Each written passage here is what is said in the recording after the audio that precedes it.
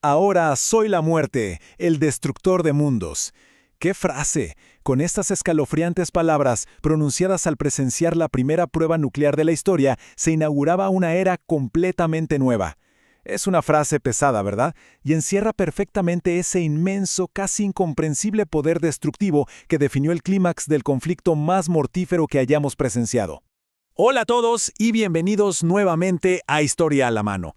Llegamos al quinto capítulo, el gran final de nuestra serie sobre la Segunda Guerra Mundial, el fin del mundo viejo.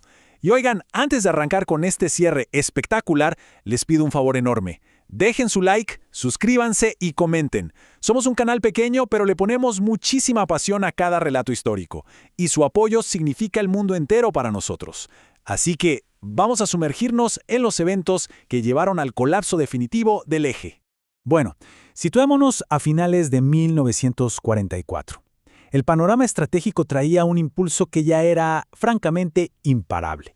Imagínense a Alemania atrapada en una tenaza mortal, asfixiada por todos lados. Por el oeste teníamos este avance arrollador que siguió al desembarco en Normandía, sumado a la Operación Dragoon en el sur de Francia.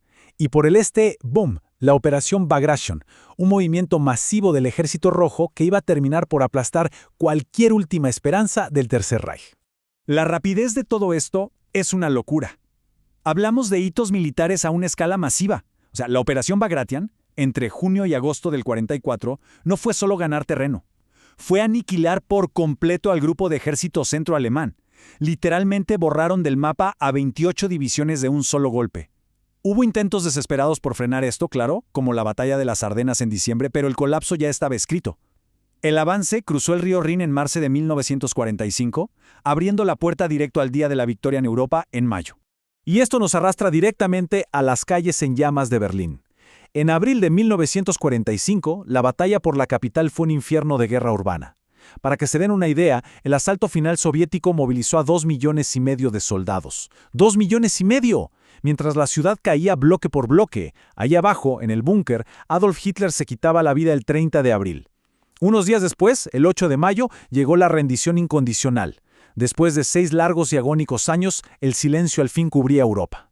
Pero ojo, porque mientras las balas seguían volando, el tablero político del futuro ya se estaba moviendo. En febrero de 1945, meses antes de que todo terminara, tuvimos la conferencia de Yalta. Ahí estaban Roosevelt, Churchill y Stalin trazando literalmente el nuevo mundo. Acordaron crear las Naciones Unidas y dividir Alemania. Pero claro, en esa misma mesa, las promesas rotas sobre elecciones libres en Europa del Este sembraron algo muy oscuro. Sin saberlo, o quizás sabiéndolo muy bien, al firmar la paz estaban dibujando el telón de acero y encendiendo la mecha de la Guerra Fría. Ahora bien, hacemos una pausa aquí, porque esa victoria europea era solo la mitad del cuento. Mientras en París y Londres había desfiles y la gente celebraba en las calles, el Pacífico contaba otra historia. Al otro lado del mundo, el teatro de operaciones seguía ardiendo con una ferocidad y una brutalidad que de verdad desafiaban toda descripción. Fíjense en el cálculo tan aterrador que tenían que hacer los estrategas aliados. La táctica de ir saltando de isla en isla demostró que la resistencia japonesa era total. Solo en Okinawa murieron miles de soldados y más de 100,000 civiles locales entre combates cuerpo a cuerpo y ataques kamikazes. Entonces, cuando proyectaron la invasión a las islas principales de Japón, la Operación Downfall, los números daban escalofríos. Se estimaban entre 500,000 y 1,000,000 de bajas aliadas, además de millones de japoneses. Ese panorama tan espeluznante fue lo que detonó una decisión sin precedentes en la historia. Y es aquí donde el Proyecto Manhattan sale de las sombras. Ese programa súper secreto que juntó a las mentes más brillantes en los Álamos para crear un arma que, literalmente, iba a alterar el curso de la humanidad. El 6 de agosto de 1945, el bombardero Enola Gay soltó la bomba atómica sobre Hiroshima, incendiando la ciudad, borrando la vida de decenas de miles en cuestión de segundos. 3 días después, Nagasaki sufrió el mismo destino. Ese nivel de destrucción instantánea sobre gente común, sobre ciudades enteras, simplemente no tenía paralelo. Enfrentados a la aniquilación nuclear y con los soviéticos invadiendo Manchuria al mismo tiempo, el límite llegó. El 15 de agosto, los japoneses escucharon por la radio algo impensable: la voz de su propio emperador, Hirohito, aceptando la derrota. Finalmente, el 2 de septiembre de 1945, sobre la cubierta del acorazado USS Missouri en la bahía de Tokio, se firmó la rendición incondicional. Ahora sí, la Segunda Guerra Mundial había terminado oficialmente. Pero claro, cuando baje el humo, quedan los números. Y las cifras totales revelan una oscuridad profunda. Hablamos de entre 70 y 85 millones de muertos en total. Y escuchen esto porque es desgarrador.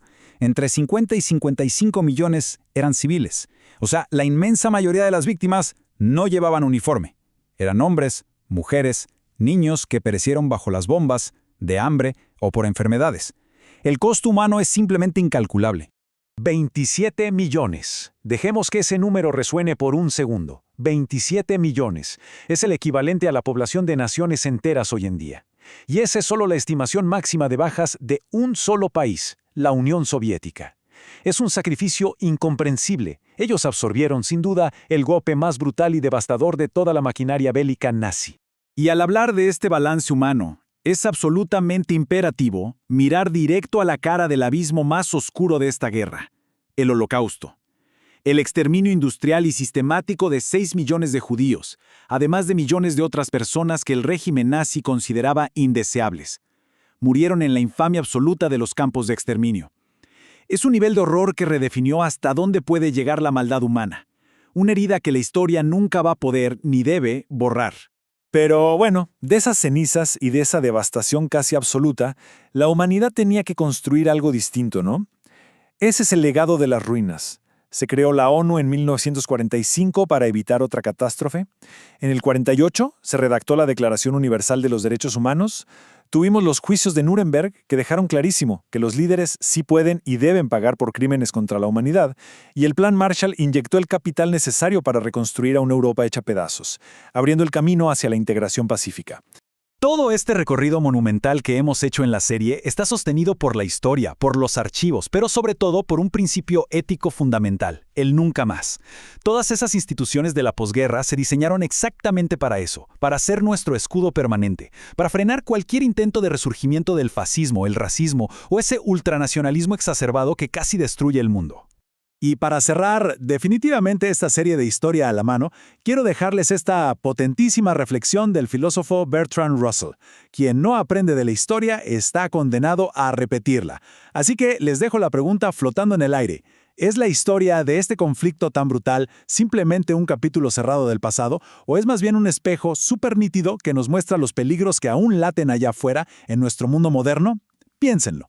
Muchísimas gracias por acompañarnos en este viaje y hasta nuestro próximo análisis histórico.